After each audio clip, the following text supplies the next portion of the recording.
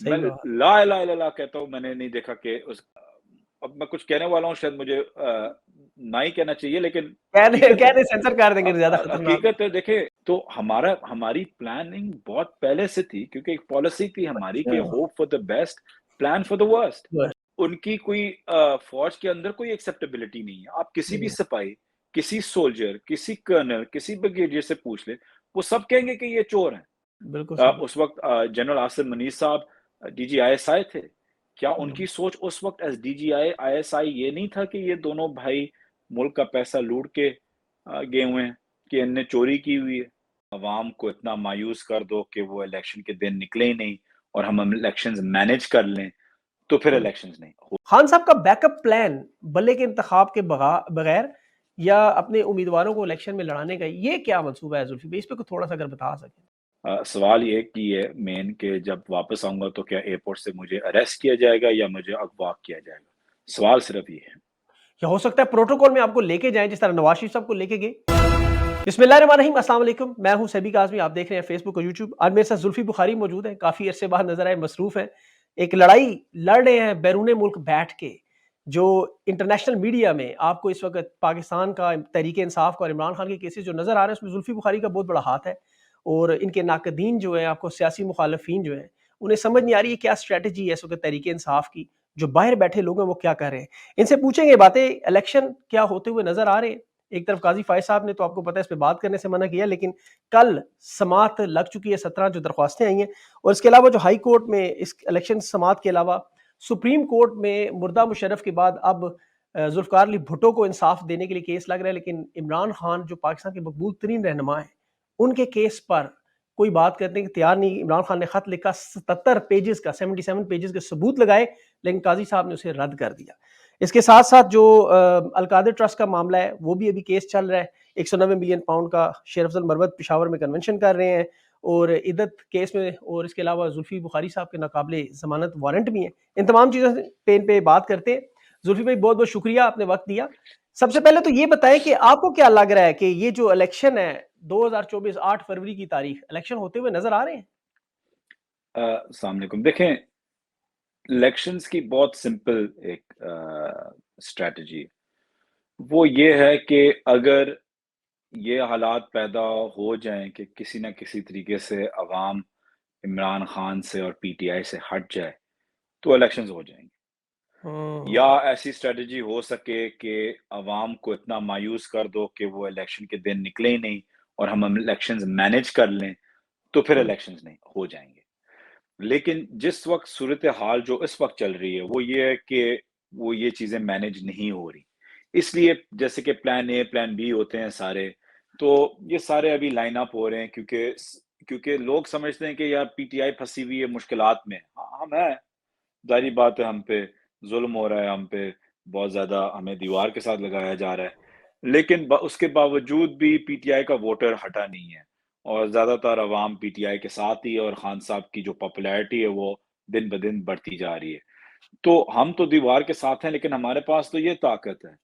मसला दूसरी तरफ है कि उनके पास डे टू डे स्ट्रैटेजी है, लेकिन मंथ टू मंथ या साल ईयर टू ईयर स्ट्रैटेजी कोई नहीं है। तो जो हम्म, भी चीज़ें हो रही हैं वो डे टू डे हो रही हैं।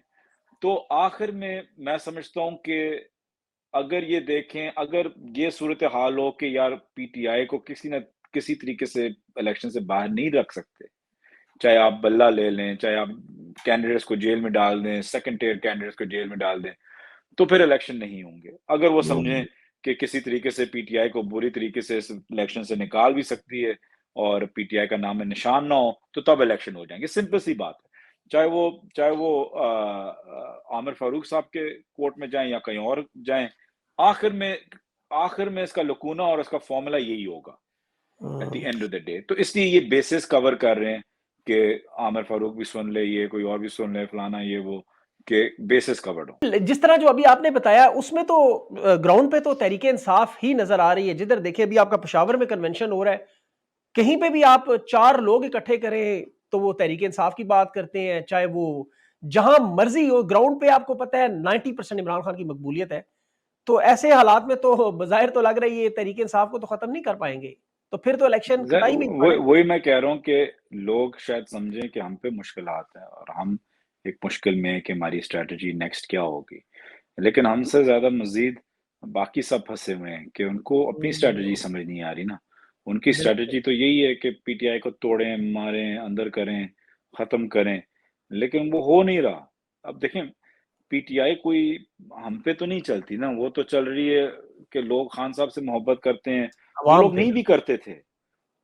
ये इसमें हकीकत बात है कि जो लोग फेंस पे भी बैठे हुए हों या न्यूट्रल टाइप वोटर्स हों, हर चीज़, या शायद पीटीआई से मायूस भी हुए हुए हो, लेकिन वो इस वक़्त सारे खान साहब के साथ खड़े हुए हैं हुँ, क्योंकि उनको पता है कि उनके साथ और पीटीआई के साथ और मुल्क के साथ ज़ुल्म हुआ है।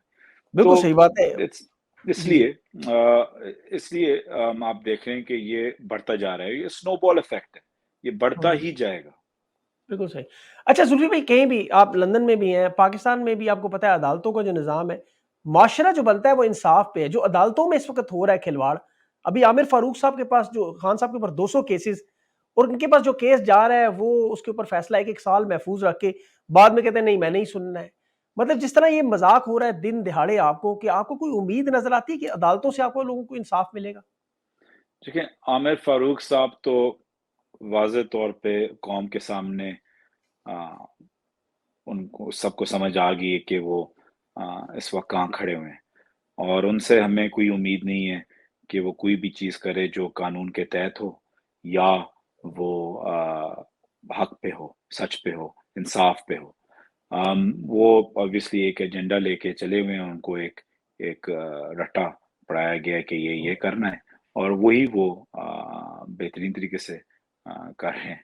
तो बिल्कुल हमें सही। उनसे नहीं है, लेकिन हमें हमें यकीन है कि जब तक सुप्रीम कोर्ट ऑफ पाकिस्तान इंसाफ पे रहे, हक देने की उम्मीद रखे और इरादे रखे, नीयत रखे, तो इंशाल्लाह इसमें बेहतरी होगी। कहीं न कहीं आप देखते हैं कि जो भी केसेज़ होते हैं, चाहे वो आमिर फारूक साहब हो, चाहे वो कहीं और हो, आप देखते हैं कि जो ही वो थोड़ा-सा आगे चलते हैं, किसी हायर कोर्ट के लेवल पे वो फँस जाते हैं।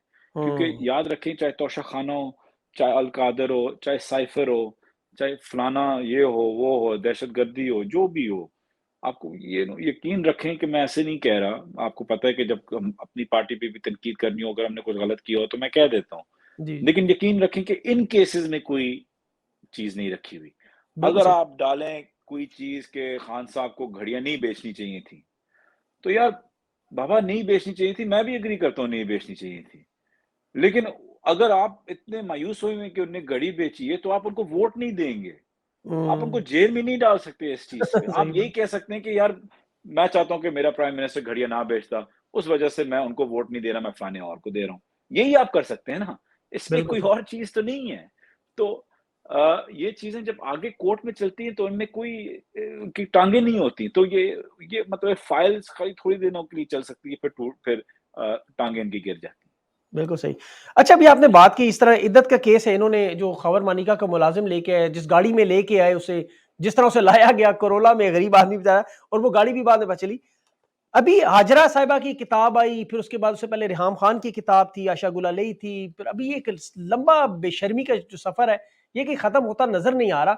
इस मुलाज़िम ने आपका नाम भी बीच में बहुत दफ़ा लगाया हुआ है, बार-बार। तो ऐसा क्या मामला है? क्यों इस केस को बार-बार ये छेड़ रहे हैं? आखिर चाहते क्या हैं? अच्छा, मैंने मुलाज़िम का देखा नहीं है, जी। क्योंकि सच पूछें देखें, ये चीज़ें कोई यकीनन ये चीज़ें डैमेजिंग हो सकती थी कुछ शायद 15 साल पहले। 1990 में, हाँ जी। हाँ, मतलब है कि 15 साल पहले शायद खान साहब को इन चीज़ों से कोई फ़र्क पड़ता।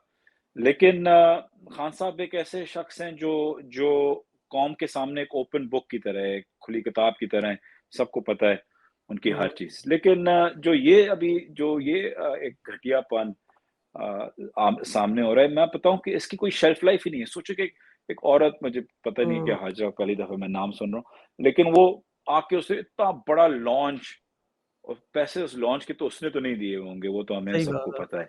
ठीक है, इतना बड़ा लॉन्च 5 स्टार होटल्स में किया, लोगों को फ़ोन करके धमकियाँ देके कि पहुँचो उस लॉन्च पे, उठाओ काम को। वो आई थिंक 1 हुँ, घंटा भी ज़्यादा, 2 घंटे भी ज़्यादा नहीं चले। सही औरतों बात से शुरू किया, कोई 20 साल पहले खान साहब इन औरतों के साथ थे। आजकल है। जानवरों पे आए हुए हैं। अगली दफ़ा कोई एलियंस पे आए हुए होंगे। तो द सही रियलिटी इज़ नोबडी केयर्स, और लोग उल्टा, जैसे कि आप हँस रहे हैं, मैं बता रहा हूँ कि लोग हँस रहे हैं। मतलब सही मेरा बात नाम है, है। और हुँ, अगर ये कोई 5 साल पहले मेरी सियासत में होता तो मैं फ़िक्र करके देख रहा होता कि यार क्या इसने लिखा होगा। सही मैं बात। ला इलाहा इल्लल्लाह कहता हूँ, मैंने नहीं देखा कि उसके जो ये मुलाज़िम है क्या बोला गया है, क्या नहीं, इंटरेस्ट ही नहीं है। बिल्कुल सही। क्योंकि सबको पता है झूठ है, नोबडी केयर्स, मतलब इट्स इतना लाफेबल ये बना हुआ है कि लोग कह रहे हैं अब क्या रह गया खान साहब पे, अब और क्या डालेंगे, अब और क्या, अब कोई कहेंगे कि जी वो कोई एलियन आया था मार्स से, उसका रिश्ता था खान साहब के साथ, फलाना ये वो, मतलब यही रह गया है ना। जानवरों से भी सही। हम गुजर गए हैं, बाकियों से भी हम गुजर गए हैं, इनाम शाह भी आ गया है, हाँ, ये मानेका का भी मुलाजिम आ गया है, मानेका खुद, उसको भी गैरत आ गई थी कोई 5 साल बाद, जब वो 5 साल तो वो अपनी चुराई हुई कस्टम्स की बेंटली चलाता था ना, और हर चीज, और अब उसको भी गैरत आ गई है, हर चीज। और ये चीज़ें ऐसे ही चलती रहेंगी, तो इसमें नोबडी केयर्स, हाँ। It's laughable. बाकी लेकिन वो अगवा हुआ था उस दौरान, आपको पता है जिस तरह ये सिलसिले होते हैं, अगवा के बाद तो हिरन भी कहता है मैं हाथी हूँ, जो बुलवाना चाहिए बुलवा लें। सर बस इसी शेरू रह गया है। शेरू रह गया बिल्कुल। अच्छा, इसमें इन्होंने अभी बहुत सारे जो इस तरह की जो चीजें इन्होंने की, ये माजी में अगर आप देखें तो फातिमा जिन्ना और कायद आज़म रहमतुल्लाह के बारे में, उसके बाद अगर आप देखें तो बेनज़ीर भुट्टो, नुसरत भुट्टो, एक पूरा सिलसिला है। ये इनका पुराना तरीका वारदात है लेकिन नाकाम हुआ। अच्छा, आपने एक बयान दिया कि एस्टेब्लिशमेंट और तहरीक इंसाफ अभी भी एक सेम पेज पर हो सकती हैं या हैं, तो इससे क्या मुराद थी आपकी? मैं बताता हूँ, इस पे मुराद ये थी कि सवाल ये पूछा गया था कि क्या पीटीआई और पाकिस्तान पाक फौज एक पेज पे है? जी। और मैंने ये बोला कि हम किसी को भी ये नैरेटिव ज़ाहिर नहीं करने देंगे कि पीटीआई और पाक फौज, फौज, पूरी जी, जी, फौज इंटेल एक इदारा। पेज पे नहीं है। इमरान खान ने पाकिस्तान का और पाकिस्तान पाक फौज का सर बुलंद किया है पिछले 4 बेशक। सालों में जब वो हुकूमत में थे। उनके साथ हर चीज़ में पाक फौज को आगे रखा है, डिफेंड किया है, और मज़ीद और इज़्ज़त उनको मिली है, और मतलब इमेजरी भी बेहतर और हर चीज़।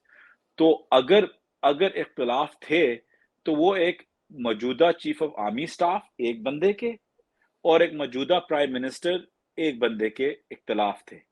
उसके तो नीचे जब आप मुझसे कभी भी पूछेंगे कि पाक फौज as a whole, as an entity, as a institution, कि हम जी, एक पेज पे नहीं, वो कोई पॉलिटिकल पार्टी पाकिस्तान में हो ही नहीं सकती अगर वो अपनी फौज के साथ एक पेज पे ना हो, अपनी बिल्कुल, फौज के बिल्कुल। साथ, फौज हमारी है, बिल्कुल, इंस्टीट्यूशन के साथ। बिल्कुल। इंडिविजुअल्स की गेम और होती है, इसलिए मैं बार बार कहता हूँ जो रिलेशनशिप होनी चाहिए, मैंने अभी सोवास यूनिवर्सिटी में यही बोला था, जो जी, रिलेशनशिप होती है सभी भाई, वो ऑफिस टू ऑफिस होती है। हम दुरुस्त। पाकिस्तान में मसला ये होता है कि हम रिलेशनशिप्स बना देते हैं पर्सन टू पर्सन, कि जी हुँ, मेरा फलाना जनरल बहुत अच्छा दोस्त है, तो अब मैं इसको ही प्रमोट करूंगा, ये फलाना अच्छा है मैं उसको प्रमोट करूंगा। This needs to stop. बिल्कुल, दफ्तर टू दफ्तर, दफ्तर में इंसान बदल जाए, कुर्सी वही रही। सही बात है। कुर्सी की इज्जत जब होगी तो इंसान इसमें जो भी बदलता रहेगा, आपकी पॉलिसीज को चेंज नहीं आएगी। सही बात लेकिन है, जब लोग आप सिर्फ इंसान के साथ रिश्ता रखते हैं, तो फिर जब इंसानों में दो में कोई अनबन होती है या कुछ होता है, तो फिर नुकसान दोनों इंस्टीट्यूशंस का होता है, प्राइम मिनिस्टर ऑफिस, उनकी गवर्नमेंट का, और पाकिस्तान फौज का। मैं आपको बिल्कुल, गारंटी करके देता हूं कि अगर आप इस वक्त पाक फौज में सर्वे करके देखें, अगर 80 नहीं तो 90% आपको पीटीआई या इमरान खान के फेवर में मिलेगी। तो हम कौन होता है, मैं पूछता हूं, कौन माइकल आल है जो कहता है कि हम पाक फौज के साथ एक पेज पे नहीं है? हम बिल्कुल अपनी राइट, फौज के साथ एक साथ है, हमारी फौज है भारत की, अब है नहीं। अब ऊपर अगर दो लोगों में इख्तलाफ है, हम कभी भी एज ए इंस्टीट्यूशन उसको कभी भी नहीं लेबल करेंगे, ये पीटीआई की पॉलिसी नहीं है, इमरान खान की पॉलिसी नहीं है। बिल्कुल सही, वेरी गुड पॉइंट। अच्छा, अभी नवाज़ शरीफ साहब को तो वाक़ई फ़ौज के साथ उनके हमेशा इंडिविजुअल के साथ रिलेशनशिप थे। 7 दफ़ा 7 आर्मी चीफ के साथ उनके रिलेशनशिप रहे और सातों दफ़ा वो लड़े। तो क्या ये वजह है कि उनकी अब दोबारा इंस्टीट्यूट के साथ हमेशा लड़ाई होती है और अगर वो देखें हुकूमत चलाए जाते हैं? जी, जी। काजमी साहब, देखें बात तो बिल्कुल, Nawaz Sharif is a perfect example. अब उनकी कोई फौज के अंदर कोई एक्सेप्टेबिलिटी नहीं है। आप किसी भी नहीं, सिपाही, किसी सोल्जर, किसी कर्नल, किसी ब्रिगेडियर से पूछ ले, वो सब कहेंगे कि ये चोर हैं। अच्छा। मतलब है कि अब मैं कुछ कहने वाला हूँ, शायद मुझे ना ही कहना चाहिए, लेकिन कहने हकीकत है। कहने सेंसर कर देंगे, ज़्यादा खतरनाक। हकीकत है, देखिए, जनरल नहीं सेंसर करने की क्या, मैं कोई चीज़ ऐसे कहता नहीं हूँ जो मैं समझता हूँ। जनरल बाजवा जी, साहब भी जो थे, जी, जी। वो हमें मीटिंग्स के अंदर कहते थे कि ये चोर हैं सारे। कि इनसे बड़े डाकू कोई नहीं है, इनसे बड़े चोर कोई नहीं है, खुद कहते थे। नवाज शरीफ के ठीक है, बारे में? नवाज शरीफ के बारे में, शहबाज शरीफ अच्छा, के बारे में खुद कहते थे कि ये चोर हैं। अच्छा। मतलब कोई इसमें ढकी-चुकी बात नहीं। आप उनसे पूछें कि क्या हमने कभी मीटिंग्स में, कैबिनेट की मीटिंग, मतलब कैबिनेट जो टीम थी उस वक़्त, जो भी मीटिंग्स में मौजूद थे, क्या उनके सामने उन्होंने कभी नहीं बोला कि ये दोनों भाई चोर हैं, इनने मुल्क के साथ बहुत गन किए, और उनको ही वापस फिर प्लानिंग की देगी, उनको ही वापस लेके आने की। बिल्कुल सही। उस वक़्त जनरल आसिम मुनीर साहब डीजी आईएसआई थे। क्या हुँ, उनकी सोच उस वक़्त एज़ डीजी आईएसआई ये नहीं था कि ये दोनों भाई मुल्क का पैसा लूट के गए हुए हैं, कि इनने चोरी की हुई है? तो व्हाई द शिफ्ट? ये शिफ्ट हुँ, इसलिए आई है क्योंकि again individual likes and dislikes. Imran Khan पसंद नहीं है, तो इसलिए उनके मुकाबले में हम समझते हैं कि इसको प्रॉप अप करके, तो ये चीजें जब तक खत्म नहीं होंगी, ये सिर्फ पीटीआई, इमरान खान या हमारे बारे में नहीं है, मैं जनरली कह रहा हूँ, जैसे कि आपने जी, बोला जी। कि जुल्फिकार अली भुट्टो साहब के से लेके अब तक, ये जब तक ये चीजें चेंज नहीं होंगी, तो ये तो एक साइकिल है जो चेंज होता रहेगा। लोग कहेंगे क्या होगा हर चीज। मैं हमेशा मिसाल ये देता हूँ कि हमें, मेरे पे दहशतगर्दी, खान साहब पे, हर चीज पे साइफर के इश्यूज हैं, या कि जिना हाउस अटैक किया, इनने इंस्ट्रक्शंस दी, खान साहब ने जेल में बैठे हुए सारे इदारे उनके पास है, लेकिन हुँ, उन्होंने इंस्ट्रक्शंस दी। एक ऐसे इंसान को वापस लेके आया गया है जिसने एक मौजूदा चीफ ऑफ आर्मी स्टाफ को इन एयर जहाज के अंदर कत्ल करने की कोशिश की। बिल्कुल। अब what general is more Musharraf. Important, a core commander house या the actual principal of the entire army institution sitting? Very true. ये उन्होंने, बड़ा इम्पोर्टेंट नवाज पॉइंट। शरीफ ने उस वक्त अटैक किया, अकॉर्डिंग, ये मैं नहीं कह रहा, ये जनरल मुशर्रफ साहब कह रहे थे, जी, जी। और जाहिर बात है उसके बाद मार्शल लॉ आया, और हुँ, मार्शल लॉ इस बेसिस पे आया कि उन्होंने मुझे जहाज में लैंड नहीं करने दिया और हमें मारने की कोशिश की। बिल्कुल, अब पेट्रोल इसमें खत्म हो गया एक, था। अब इसमें बारीकी से जरा देखें, इसमें एक चीफ ऑफ आर्मी स्टाफ है, उनके एडीसीज हैं, ब्रिगेडियर्स हैं, हाँ, और दूसरे आर्मी पर्सनल्स हैं, दूसरे आर्म फोर्सेस के पर्सनल्स हैं, 200-300 सिविलियंस होंगे, पाकिस्तानी शहरी या कहीं के भी शहरी होंगे। बिल्कुल सही। तो अब आप इसको कैलकुलेट करें कि टेररिज्म क्या है? टेररिज्म ये है कि जब वेरी आप गुड। बहुत ज्यादा लोगों को एक साथ मारते हैं। अब हुँ, अगर खुदा ना खास्ता वो जहाज वो कामयाब हो जाते अपने terrorist attack existing chief of army staff general Pervez Musharraf के ऊपर, तो वो 300 लोगों को कत्ल कर देते, शहीद कर देते, very meaning true. It would have become a terrorist attack. तो Nawaz Sharif, please highlight this, Nawaz बिल्कुल। Sharif planned a terrorist attack on an existing army chief and the civilians of his country. लेकिन उस हुँ, टेररिस्ट को gift wrap करके वापस ले आया गया, और उनको हर किस्म की सहूलत दी गई है एयरपोर्ट पे और हर जगह पे। इस टेरर मतलब इट्स अ टेररिस्ट अटैक। जहाज हुँ, जब आप गिराते हैं या मारते हैं या बॉम्ब मारते हैं या 9/11 होता है या कुछ होता है, it's a terrorist attack. That is true, so very true. So ये बड़ा वो इम्पोर्टेंट। काबिले बर्दाश्त है, लेकिन लोगों के जज्बात कंट्रोल नहीं हो। इनने बहुत बड़ी गलती की है, जो इमरान खान ने भी तनकीद की है, पूरे पीटीआई ने तनकीद की है उसके ऊपर, हर चीज हम सब ने कंडेम की है, लेकिन दैट्स नॉट फॉरगिवेबल। लेकिन नवाज शरीफ इज फॉरगिवेबल। क्यों? क्योंकि जनरल मुशर्रफ साहब जनरल नहीं रहे, वो अभी वफात भी पा गए हैं, और इट डजंट मैटर एनीमोर। बिल्कुल सही। बड़ा इम्पोर्टेंट पॉइंट आपने, वाक़ई लोग भूल जाते हैं, उसके बाद फिर ये मुआहदे के तहत केस खत्म किया गया और उसके बाद उसको दोबारा उस पे बातचीत तक नहीं की जाती। इसमें बिल्कुल सही बात आपने की और ये लोगों को पता होना चाहिए। अभी जो 9 मई के वाक़यात में अभी बहुत सारे लोग, आपको पता है 102 से ज़ायद 103 लोग जो है मिलिट्री ट्रायल उनका हो रहा है और बाकी जो लोग हैं, बज़ाहिर तो सुप्रीम कोर्ट ने कहा है कि इस पे समाअत नहीं होनी चाहिए, लेकिन बाकी लोग भी आपके इस वक़्त जेलों में हैं। इमरान खान जो चेयरमैन, अब तो ख़ैर वो निगरान चेयरमैन आ चुके हैं बैरिस्टर गोल, लेकिन वाइस चेयरमैन अब आपके शाह महमूद कुरैशी हो गए, सदर आपके सारे के सारी पार्टी इस वक़्त जेलों में है और अब ये कोशिश कर रहे हैं किसी तरह आपका बल्ले का निशान ले लिया जाए। लेकिन यहाँ पर बड़ी इंपॉर्टेंट चीज़ है और आप आपको पार्टी के बड़े कोर कमेटी के मेंबर भी हैं, बड़े बाखबर आपको पता है पार्टी के एक मेन मेंबर हैं। खान साहब का बैकअप प्लान बल्ले के इंतखाब के बगैर या अपने उम्मीदवारों को इलेक्शन में लड़ाने का, ये क्या मंसूबा है जुल्फी भाई? इस पे कुछ थोड़ा सा अगर बता सकें। मैं अभी, काज़मी साहब, मैं अभी टीवी पे था तो यही पूछा जा रहा था। देखिए, मैं आपको खलफ ये सिर्फ ये यकीन दिला सकता हूँ जी। कि खान साहब के जेल जाने से पहले ये सारी चीज़ें खान साहब ने मीटिंग्स के अंदर भी और टीवी पे भी ज़ाहिर की हुई थी कि ये चीज़ें होंगी। बिल्कुल, किसी ने ज़हमत भी नहीं की कि थोड़ा-सा अल्टरनेटिव प्लान ढूँढ के खान साहब की बातों को गलत साबित कर दें। उन्होंने माशाल्लाह इतनी मेहनत की कि खान साहब की हर बात सही बिल्कुल, साबित करने की सही बात, पुरज़ोर एक-एक कोशिश चीज़ की और बिल्कुल, कर दी, ठीक है? तो कई चीज़ें हमारी बल्ला ना होना, निशान ना होना, लीडरशिप टॉप टियर लीडरशिप जेलों में होना, हमें जब हम वापस आएँ गिरफ्तार कर लेना, कैसे हम हल्के में कैंडिडेट्स का लिस्ट होनी चाहिए कि अगर टॉप हुँ, 2 2-3 अरेस्ट हो जाएँ, हर चीज़ अपने नॉमिनेशन पेपर्स पे अगर रिजेक्शन आ जाए तो उसको कैसे फ़ौरन उस चैलेंज करना, हर ये सारी चीज़ें एक्चुअली खान साहब के मौजूदगी में हुई थी। तो हमारी प्लानिंग बहुत पहले से थी क्योंकि एक पॉलिसी थी हमारी कि अच्छा, hope for the best, plan for the worst. बस, तो हमने हुँ, तो कई चीज़ें हमारी अल्लाह के फ़ज़ल से खान साहब की मौजूदगी में उन्होंने खुद ही ज़ाहिर की हुई हैं। जहाँ कोई कमी-पेशी या कोई नया सिनेरियो हमारे सामने आ जाता है, तो उसको एक्टिंग चेयरमैन बैरिस्टर गौहर साहब हमारे चेयरमैन इमरान खान साहब के पास ले जाएँगे। बिल्कुल सही।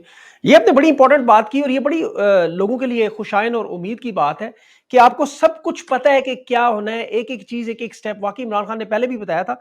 तो इन्होंने इस दौरान अपनी बैकअप प्लान तैयारी की हुई है, वो अब आप मेरे ख़्याल में अभी बताना पसंद नहीं करेंगे, मुझे लगता है, आपकी बातों से लग रहा है। आप इसे खुफ़िया रखने की कोशिश कर रहे हैं। इस वक़्त मुनासिब नहीं होगा ठीक है। लेकिन ज़ाहिर-सी नहीं, नहीं बात है सही हमारे है, मैं आपकी प्लान्स बात हैं और हमने हर चीज़ की प्लानिंग की हुई है, चाहे उमर अय्यूब साहब हो जो बेहतरीन काम कर रहे हैं, गौहर साहब बैरिस्टर गौहर साहब अभी चेयरमैन आए हैं, उनको बिल्कुल हर लीगल चीज़ का लकूना पता है और हम सब इन सब के साथ खड़े हुए हैं और एज़ अ टीम हम इनको सपोर्ट कर रहे हैं कि जो भी चीज़ें हों और जहाँ भी वो उनको रुकावट या उनको कोई एडवाइस की कोई क्लैरिटी की ज़रूरत होती है तो अल्लाह के फ़ज़ल से खान साहब वहीं हैं। वो बिल्कुल बेहतरीन माइंड फ्रेम में उनका बल्कि मैंने इससे बेहतर उनका माइंड फ्रेम में जो मैंने सुना है कभी हुआ नहीं है जिस तरीके से वो अब है। तो जी, हमें अब इंशाल्लाह कोई रोक नहीं सकता। अगर इंशाल्लाह। रोके या कुछ करे तो वो बहुत ही इससे भी मज़ीद बहुत ज़्यादा ज़ुल्म के साथ होगा।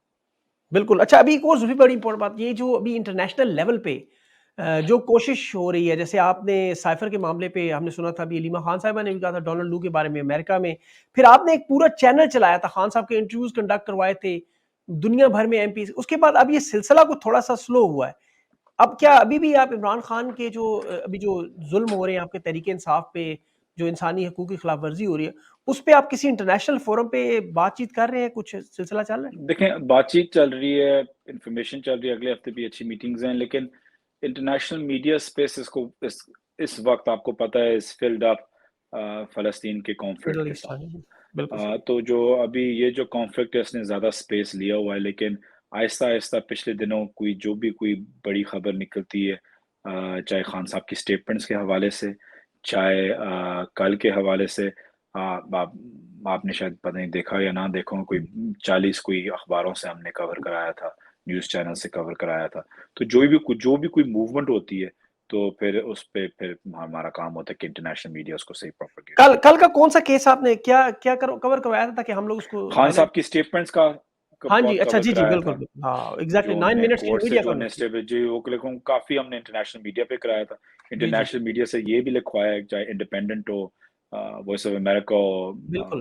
अल Jazeera, American voice of America सारों में उन है सब इसमें से कवरेज। ये भी करवाया था कि इजाज़त दी गई थी। इंटरनेशनल के कोर्ट ने बोला था कि इंटरनेशनल मीडिया भी बैठे, लेकिन अंदर जाने की इजाज़त नहीं दी गई। तो बिल्कुल उन्होंने सही। ये भी कवर किए है। अच्छा आपके अपने केसेज़ का अब क्या होगा? जो 190 मिलियन का आप आपको तो नाक़ाबिले ज़मानत वारंट जारी किए हैं इंटरपोल से कह रहे हैं जी गिरफ्तार करेंगे। तो क्या मतलब आपके अपने केसेज़ का क्या हो रहा है इस वक़्त? देखिए, मेरे 2 केसेज़ हैं, एक दहशतगर्दी का है जो मेरे के ऊपर मुझे अब्सकॉन्डर और हँसी भी आती है नॉन वैसे। नॉन बेलेबल अरेस्ट वारंट्स और अब जी, ये तोशा खान ये अल कादर ट्रस्ट का। देखिए ये दोनों चीज़ें तभी हैंडल होंगी जब मैं वापस आऊँगा और कोर्ट में पेश होऊँगा। सवाल ये कि ये मेन कि जब वापस आऊँगा तो क्या एयरपोर्ट से मुझे अरेस्ट किया जाएगा या मुझे अगवा किया जाएगा? सवाल सिर्फ़ ये है। या हो सकता है प्रोटोकॉल में आपको लेके जाएँ जिस तरह नवाज़ शरीफ साहब को लेके गए। ये भी तो हो सकता है ज़ुल्फ़ी भाई तीसरी ऑप्शन भी तो रखें आप लोग पार्टी जीत जाए आपकी और यही लोग आपको लेके जा रहे हो। देखें ना नवाज़ शरीफ साहब हमारे सामने एग्ज़ाम्पल है। 4 नहीं, साल लेकिन वो इसी तरह मैं तो भगोड़े इलेक्शन रहे। लड़ूँगा ना, तो इलेक्शन से पहले इंशाल्लाह वापसी होगी। अच्छा, तो अभी आपका इरादा है कि आप वापस आके अपने यहाँ जी, मतलब जी। अरेस्ट अच्छा, ये हाँ बहुत जी, बड़ी खबर दे रहे हैं लेकिन आप। लेकिन मेन चीज़ ये है कि जैसे कि मैंने आपको बोला है कि सवाल ये है कि अगवा होंगे या अरेस्ट होंगे। अगवा होंगे तो आपको पता है कि हम कोई मिलिटेंट्स तो है नहीं कि टॉर्चर बर्दाश्त कर सके। तो खाली ये चीज़ें देखनी होंगी। हाँ, नहीं ये तो फिर आप इस्तेकाम पार्टी के दफ्तर में जा पहुँचेंगे, जहांगीर तरीन के साथ बैठे होंगे, तो फिर हम लोग देख रहे होंगे जुल्फी बुखारी ने इतनी कुर्बानियाँ दी, खान के लिए जुडिशियल कॉम्प्लेक्स से लेके हर जगह आगे वही के हम खड़ा। कोई काम ऐसा नहीं करना चाहते जो खान साहब की ज़्यादा मुश्किलात पैदा करे। हाँ, बड़ा ट्रिकी पार्ट है वाक़ई ये पाकिस्तान की सियासत में ऐसी-ऐसी चीज़ें हो रही हैं जो इस वक़्त जो है ना हम लोगों ने सोची भी नहीं थी। अल्लाह ताला आपको कामयाब करे ज़ुल्फ़ी भाई, आपने बड़ी स्ट्रगल की है और वो जो आपके ऊपर एक शुरू-शुरू में आपको याद है एक लेबल लगा था पैराशूटर का, फिर उसके बाद आपने तहरीक-ए-इंसाफ में एक नई जान डालने वाले लोगों में शामिल हुए। इसमें कोई शक नहीं, आपकी थैंक यू। कुर्बानियाँ जो हैं, वो एक पूरी तारीख लिखी जाएगी जब भी इसमें नाम ज़ुल्फ़ी बुखारी का भी आएगा लाज़मी। आपका बहुत-बहुत शुक्रिया, आपने अपना कीमती वक़्त दिया। थैंक यू काज़मी थैंक साहब, बहुत शुक्रिया। यू।